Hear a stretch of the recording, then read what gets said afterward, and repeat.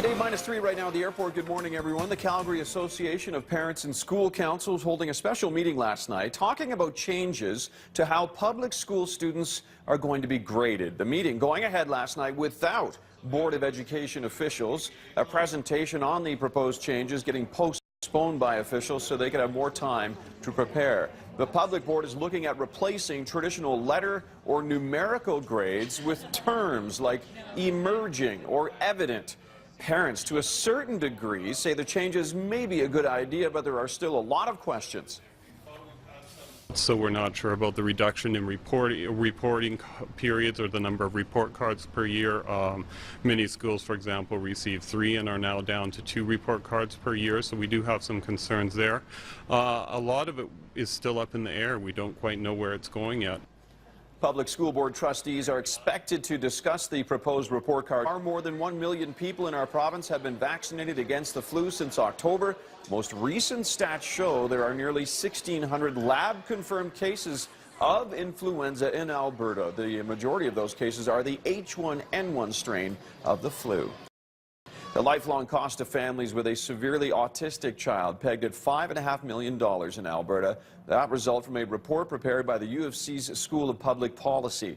The report says while Alberta is a leader in dealing with childhood autism, its public system of care for autistic adults is poorly developed.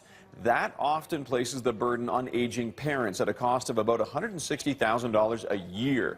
The report says those living with the disorder need quality care throughout their life.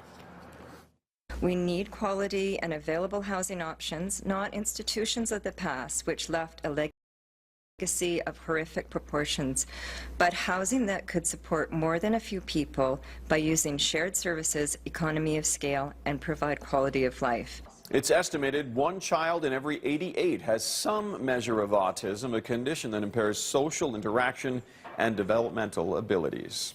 Rock legend Neil Young bringing his fundraising tour and his criticism of the Alberta oil sands to the city of Winnipeg tonight, the Manitoba capital, the second stop on a 4-city tour of our country in support of the Athabasca Chippewa First Nation Legal Fund. The money will be used to fight against the federal government and energy companies. Neil Young is facing mounting criticism now for his comparison of the land around the oil sands sites here to that of Hiroshima, Japan, after the atomic bomb. Federal Natural Resources Minister Joe Oliver calls the comments insulting. Saskatchewan's Premier Brad Wall calls the remarks ignorant. The head of Cenovus here in Calgary says Hollywood celebrities have been making baseless accusations for years about the oil sands. Neil Young plays Winnipeg tonight. He's in Regina tomorrow, and then he's here in Calgary on Sunday.